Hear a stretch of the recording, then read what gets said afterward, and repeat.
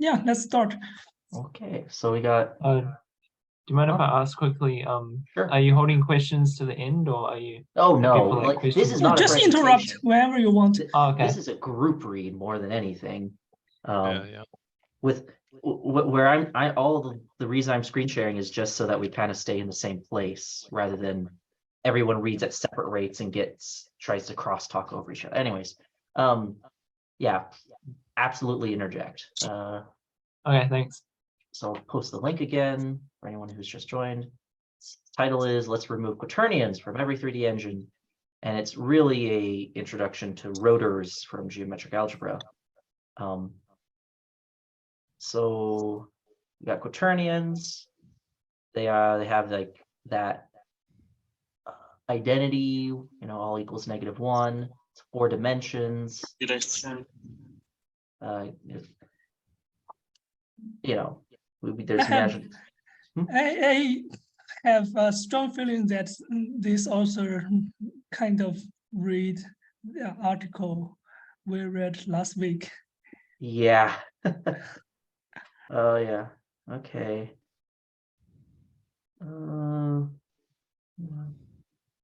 So geometric algebra is a term I've heard for a couple of years now, and I really don't know what it means.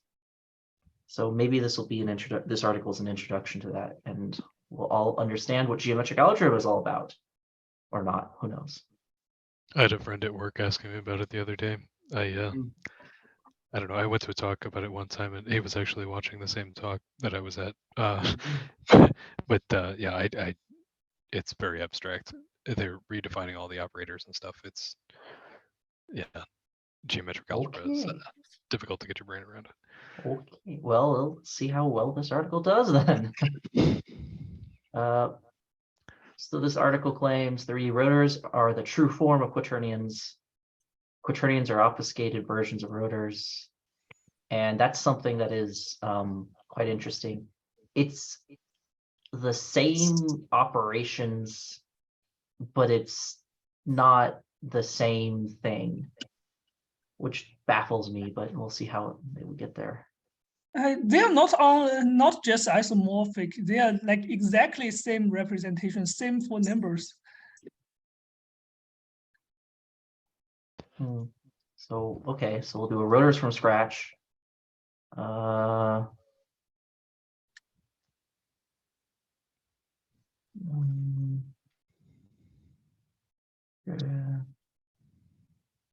Code remains exactly the same, or almost exactly the same, I guess.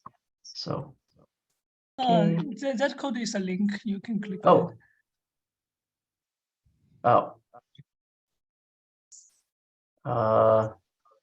So we got a wedge instead of a cross. We got bivectors, which is just a vector, but a different type. I think we're getting ahead of ourselves by looking at the code too much, other than pointing out how similar most of them are. Yeah. Actually, I'll keep that open for later. Okay. Oh yeah, there's a video you can play along with it, but let's just read.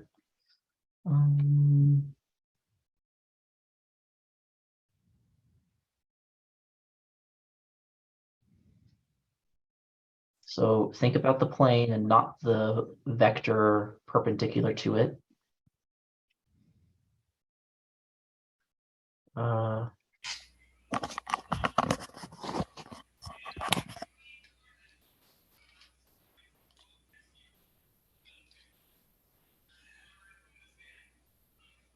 So if there was a vector rotated around an axis, and you were to split the vector into the 2 components, the component projected onto the axis is tracing out a circle, while the component projected onto the axis of rotation stays completely stationary.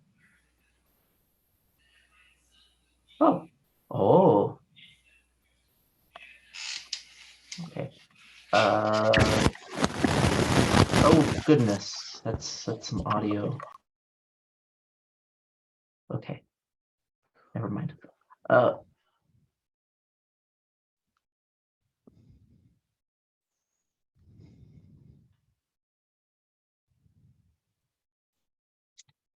So this is, how do you, okay, so this is saying that you, in a 2D space, you shouldn't need a third dimension to do rotations, which I guess makes sense, but also you're not rotating it about an axis, you're just rotating about a plane, and that plane is the XY plane. So, Yeah, that's his explanation. Like we are rotating around the plane. If we are saying rotating around the axis, then we don't have an axis. It's actually a point. mm, mm, okay. Mm, yeah. When you rotate around an axis, you have to kind of define the handedness. Does it curl left or right? And that's, well, fun.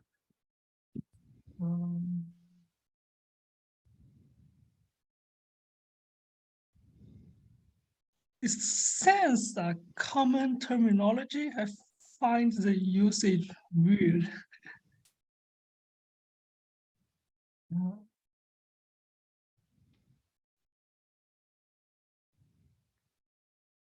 Hmm.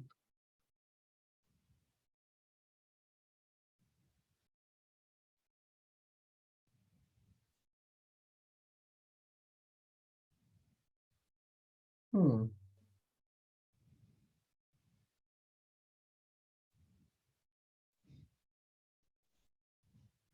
Okay, so the outer product, the axis of rotation, to rotate one vector A to another vector B. So it's like you take A and you rotate it towards B. Yeah, we have the cross product.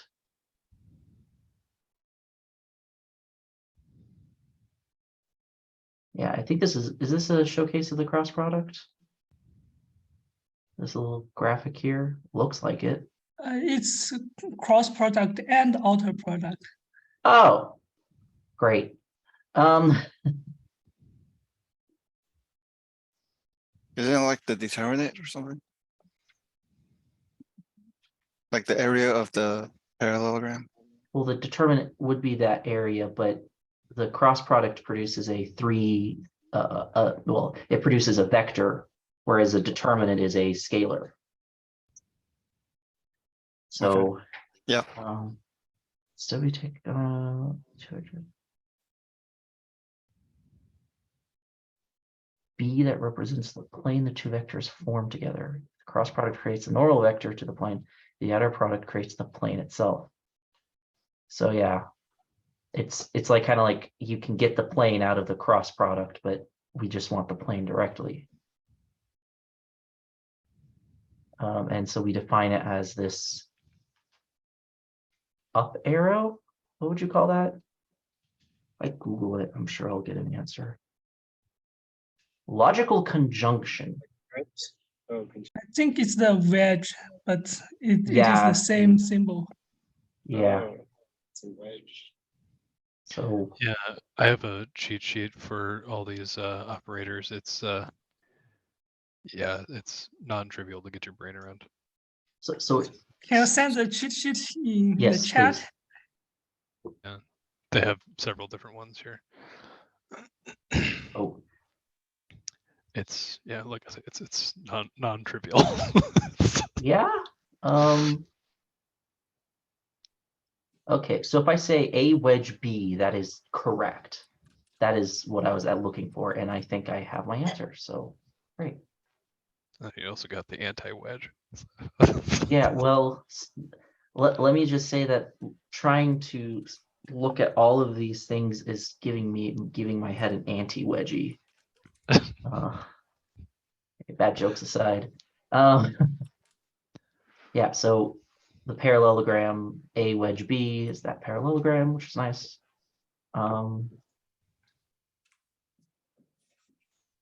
If a vector is like a line, then a bivector is like a plane, I guess. Yeah, because you need two vectors to find a bivector. So, okay. So basis for bivectors, basis planes instead of basis lines.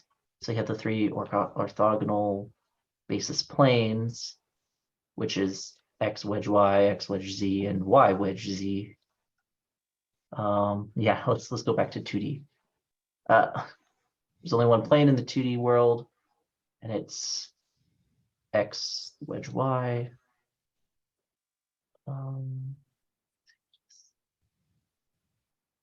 So a bivector from vectors AB, bivector, this number. Yes, that is the area of the parallelogram they form, which happens to map to a sine curve from the looks of it. When they're 90 degrees apart, their value is 1. When they're 180, their value is 0. And when they're 0, their value is 0. Should not be a huge If you surprise. remember the formula of the cross product, or in this case, the outer product, it's the sine. Oh, yeah, it is. Well then, how about that?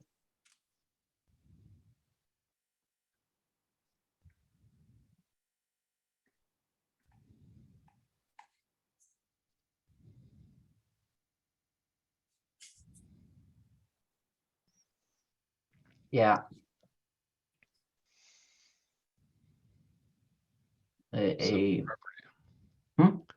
Simple property. Yeah. Well, I mean, it's the same Yeah. same idea of a cross product being null when everything's lined up, or if you can't have a basis when you have two parallel vectors.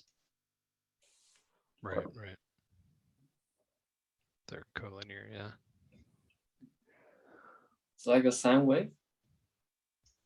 Well, because these are unit vectors, the area itself is following the sine curve.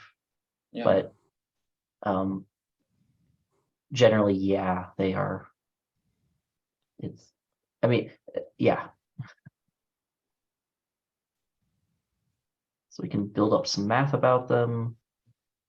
The bivector of two vectors added to get, well, that's actually just the same thing. Because it's a bivector, a wedge A. I mean. Okay, so the result of the wedge product is just a number, then I guess. Am I understanding that right? It's still a bivector. It's just like a one-dimensional bivector.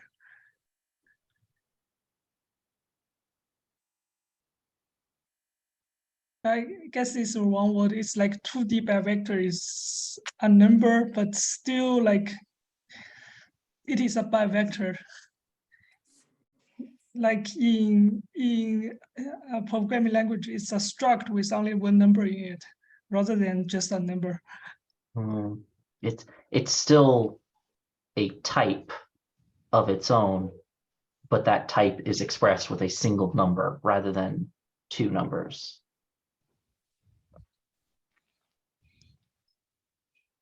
Okay, so yeah, the order that you do things in matters.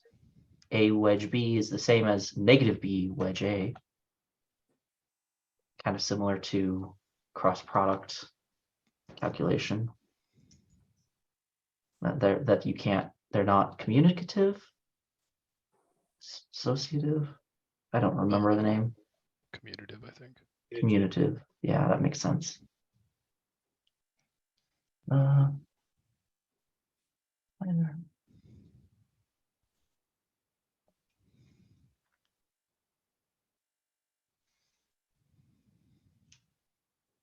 Oh, okay. So it's this little animation's using green to denote when you're you'd actually have to do an anti-rotation to get it.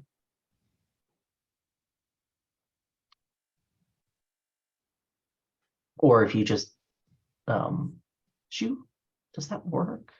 I guess you can't have, you have to flip the sign here because you can't create a plane where the two vectors are, well, actually, yeah, that would extend to infinity because it'd be everything except for this wedge. Okay, I'm thinking out loud, sorry. Yeah, here we go. If the vectors aren't unit lengths, then the sine curve is warped.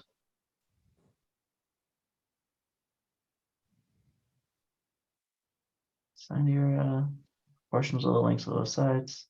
Yeah, sine of A times the magnitude of A times the magnitude of B, where alpha is the angle between the two vectors.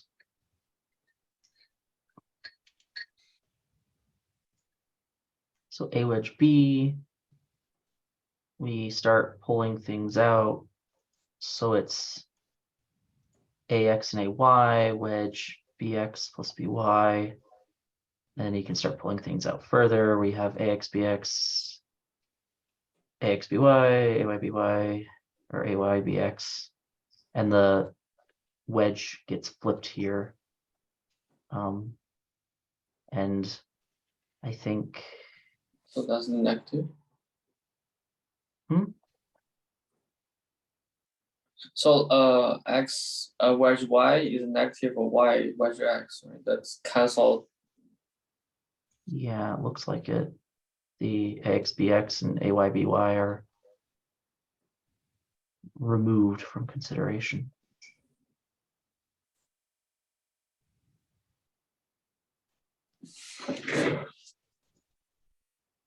Yeah, this looks like a determinant, someone said earlier.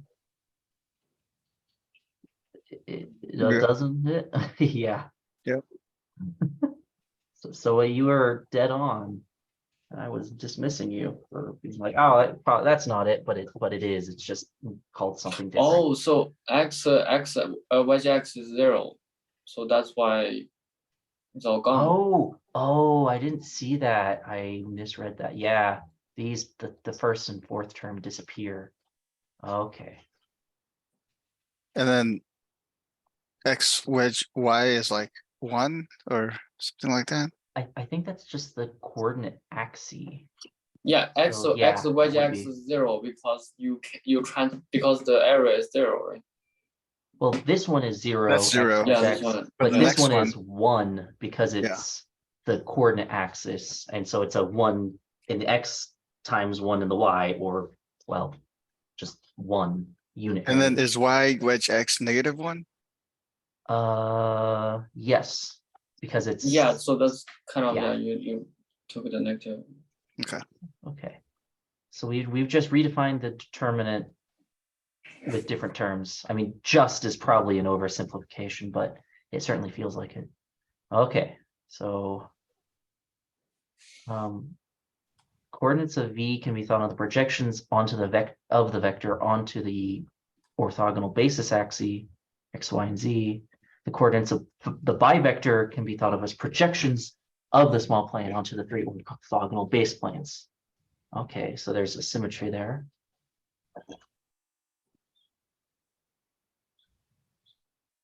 So whereas a projection of the vector is a length, the projection of a bivector is an area.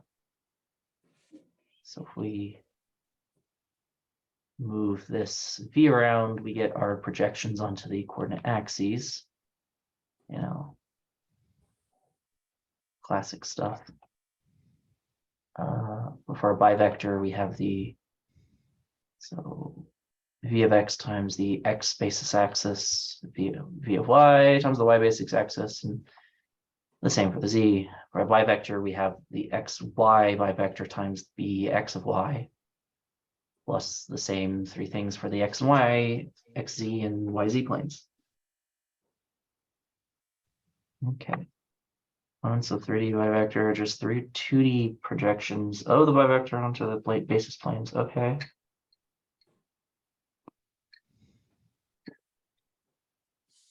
The actual values of the components look like their XY component if the 2D ones but applied to all three planes. So we have the same thing for the XY as we had before, but then we do the same logic for XZ and YZ planes.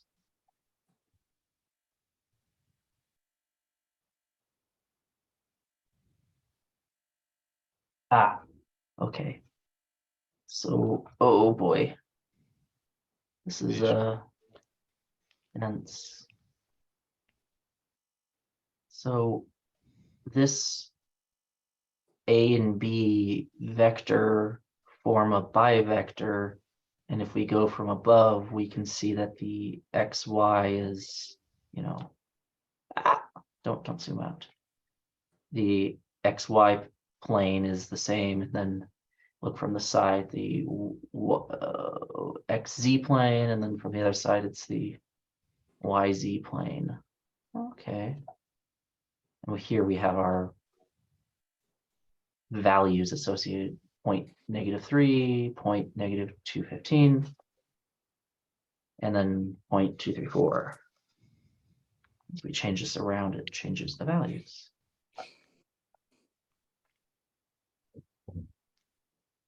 Okay.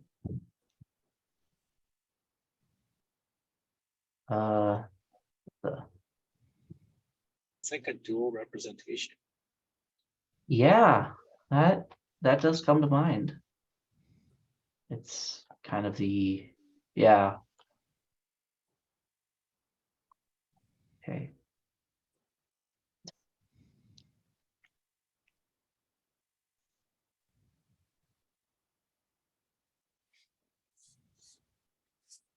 Okay, so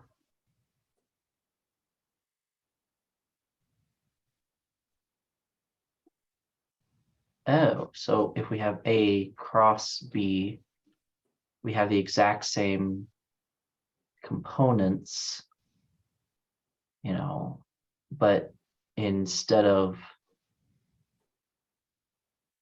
subtracting the middle one, we add all three of them together.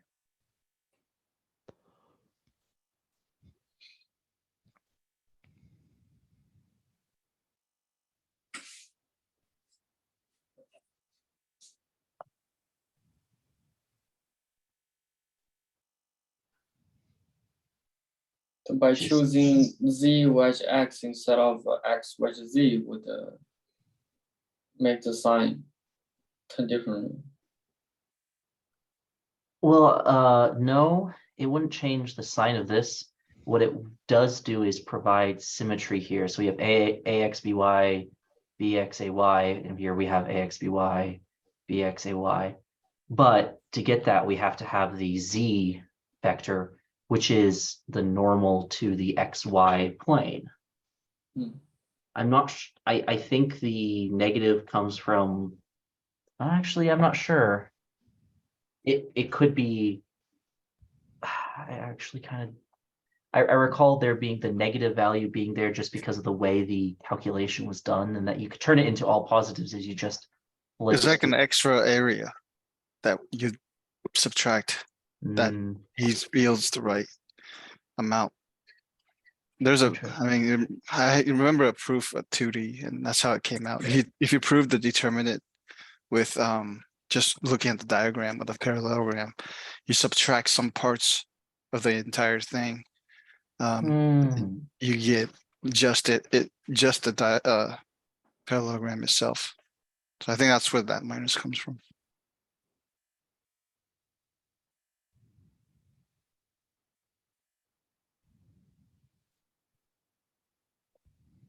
So here's a possibly opinionated claim about it making sense geometrically. And I guess I've been indoctrinated with 3D vectors long enough to not feel like it's arbitrary, but maybe I don't know.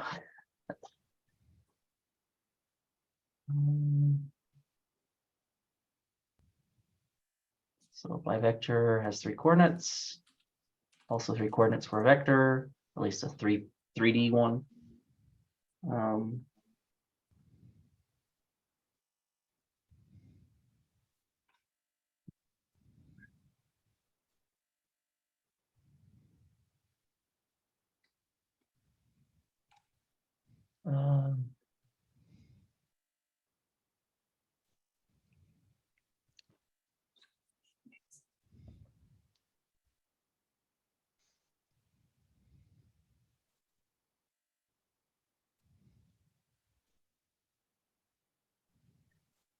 Oh, so is this arguing that cross products do not return vectors, but return a bivector that we just force into the look and feel of a vector to do work with? Yeah, That is a claim, which isn't unreasonable. I mean, if the cross product is expressed like this, it kind of is like, oh yeah, they're just the parallelograms. And things just, yeah.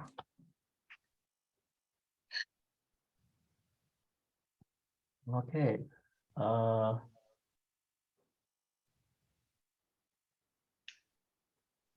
trivector, so instead of bivectors, we can have a trivector, A wedge B, A wedge C.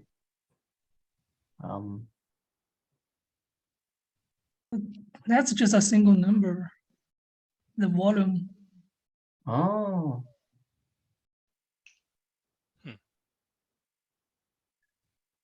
Interesting. oh, stupid. Okay.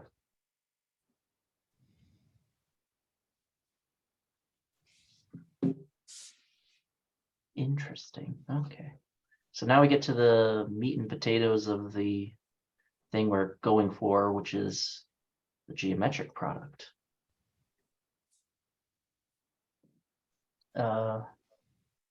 The AB, no symbol.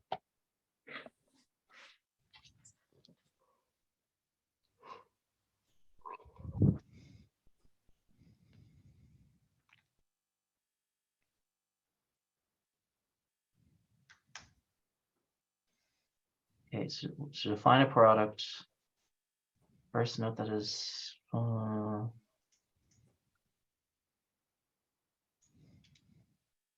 okay, so the order doesn't matter.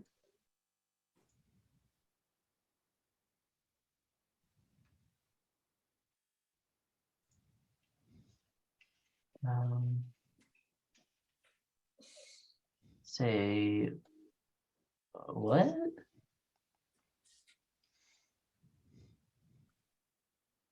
How are we getting AB plus AB from AB?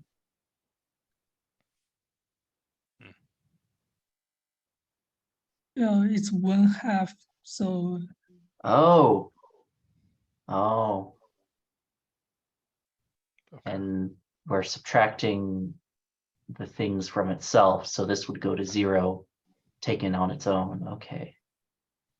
That's so if you were to multiply the half out, you'd get half AB plus half AB, or just 1 AB, and then you have half BA minus half BA, which is 0. Okay. So we're inventing terms out of thin air. That's okay because the half is there. Okay. Kind of expanding it. Yeah. Yeah, and then we group them into 2 separate things for convenience, AB plus BA, and then AB minus BA.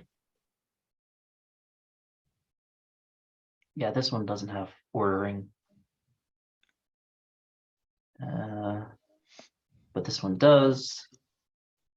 So we have symmetric and anti-symmetric parts. The first is symmetric, second is anti. The dot product of 2 vectors is symmetric. Yeah. A dot A is the magnitude of A, the absolute value of the magnitude. No, it's the square of the magnitude. Shit. It's the square of the absolute value of A. Okay, I'm confused myself. Great. I don't think you need the absolute value because if you square it, it's always going to be positive anyway. Yeah. that's just a notational thing, I guess. Using me now. God, whatever. So we have the dot is equal to the symmetric product, whereas the outer product is anti-symmetric. So we set it equal to the wedge operator. The dot product contains cosine of the angle between two vectors, while the outer product contains the sine of the angle. So this is the plane they form. So we got A dot B plus A wedge B is equal to A product B, the product of A and B.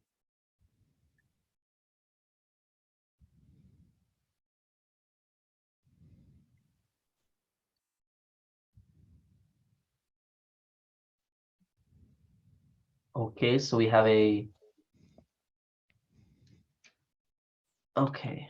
I'm not sure how this is similar to complex numbers.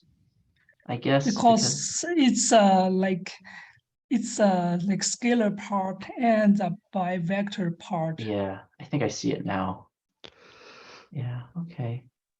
And it's not imaginary, which matters, apparently.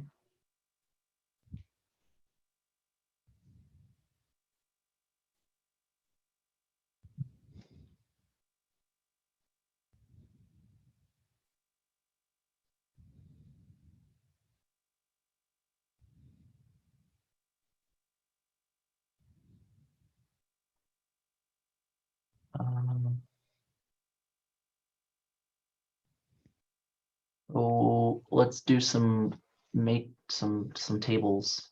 Let's get some tables going using the basis vectors.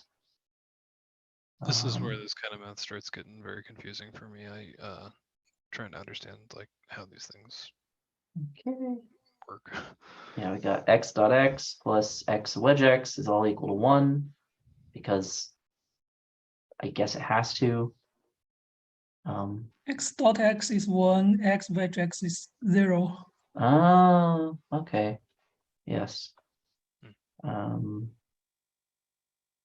And we do x, the geometric product of x and y. And we get the dot plus the x wedge y, which would mean that it has to be 0. Yeah, because they're perpendicular dot products. Oh yeah, they are. Forgot that they were basis vectors for a second. Yeah,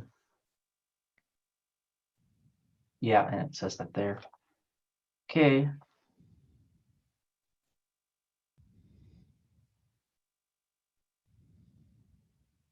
So the geometric product of A and B, how do I read this? You have x and x, y, y, oh, the diagonals all ones. Here we have x, y, and y, x, and the difference is the sign, which I guess makes sense because they're going around different angles. So all these are positive, all of these are negative. Yeah, I think they omitted the wedge symbol here, which is not confusing at all. Yes, they did omit that here, and I wish they hadn't.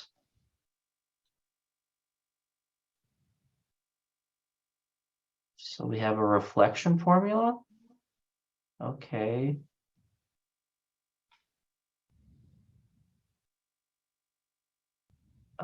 Yes. That is the reflection formula. Whee! The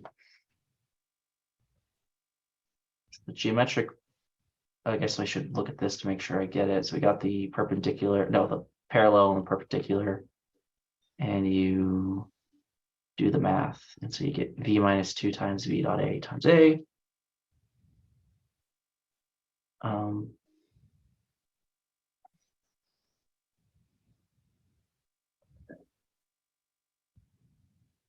So we have our reflection formula turns into negative AVA. And that works because A dotted with itself is 1.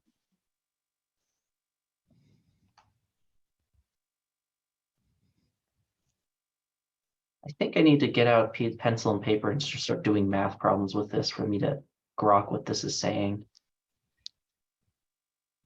That's usually how I learn math best.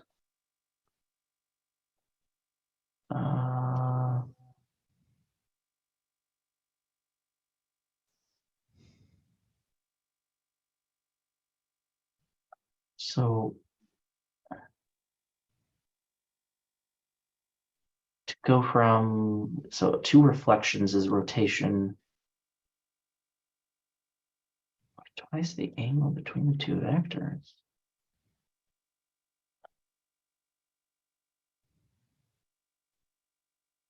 And then, oh.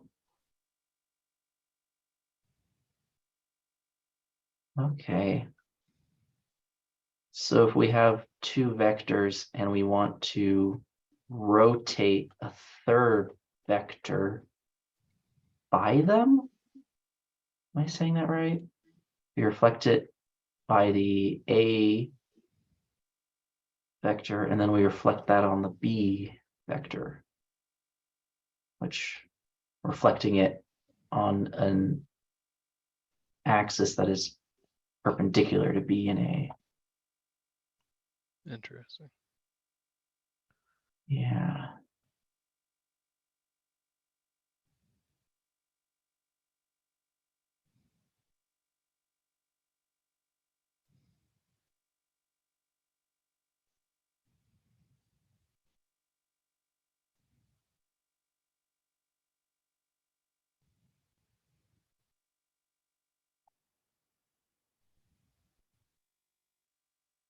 Okay, and then we extend it to 3D where we have a reflection. I thought it was going through it. And it's a 3D reflection about the axis defined.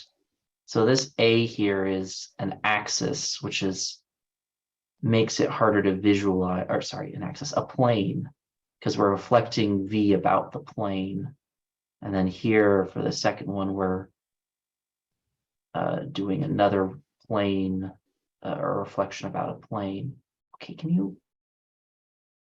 So if I go here, we can see it's reflecting across that plane. I think A is just a vector. The plane is like A and B define a plane, which in this case, I think it's just a XY plane. Oh, which is, oh, okay. I'm imagining a plane perpendicular to the AB plane then. So if AB are forming a plane, then we're reflecting it about a plane that is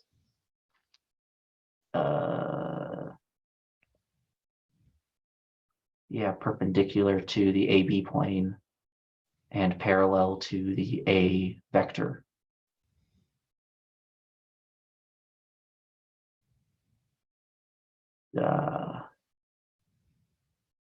So a rotor is the geometric product of B and A, V and AB. That's all there is to it. Okay. Sorry, can I go back a bit? Oh, sorry.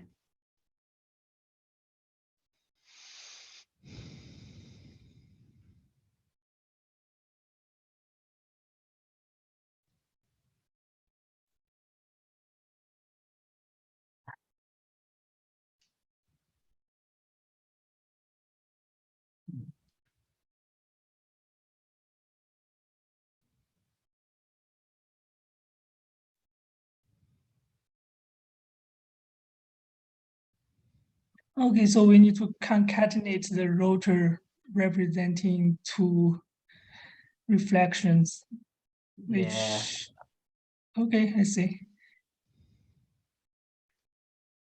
I mean,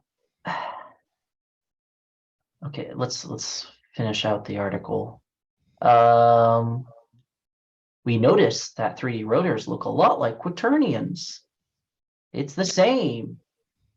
IJ and K get replaced by wedge products or wedges.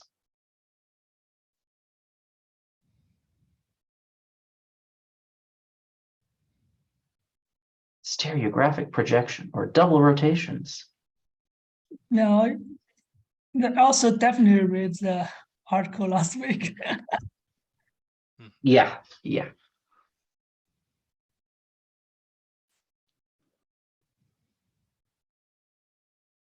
Um,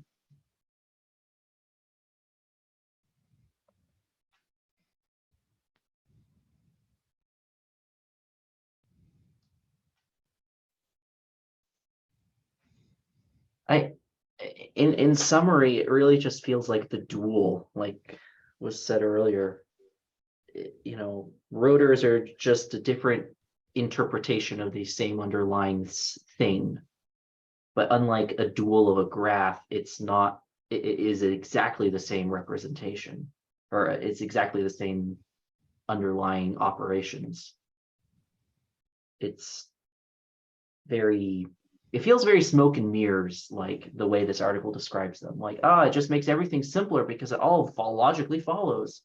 When in reality, it's just as confusing as quaternions are, because it's relying on, well, geometric thinking and lots of notational things that are new to people who are not familiar with, well, rotors or quaternions. That is my opinion.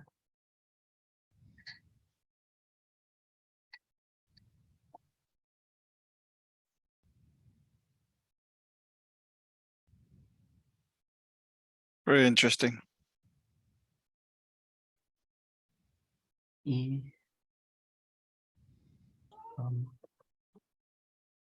So I'm a bit confused, like what's the main reason why using rotors are better than using quaternions? Does anyone know of like an example, and do they say replacing them in game engines is what they're talking about in the article? They said that, but I don't know how many people are doing that. Probably not much. I mean, we can look at the code.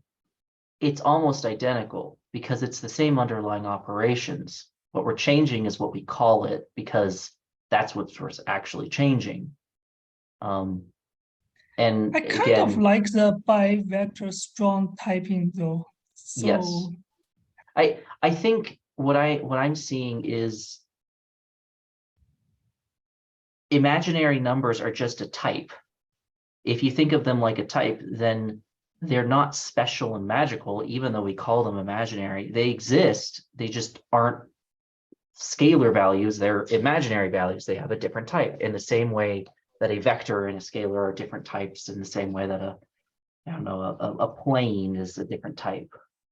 So I kind of feel this is trying to claim something more grandiose about the impossible way of expressing imaginary numbers, when it's actually just a number in a different type space.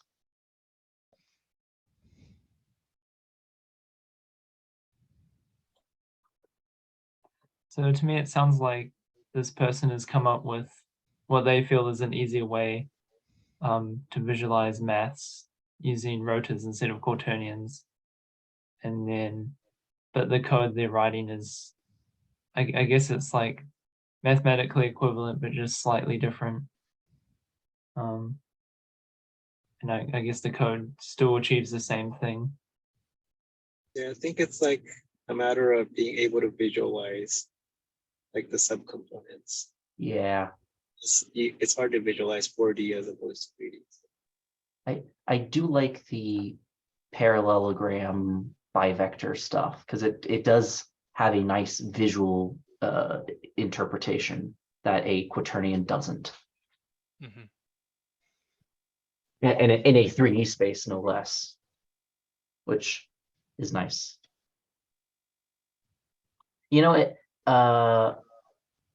versus this kind of reminds me of, is there a Wikipedia article on it? You know, you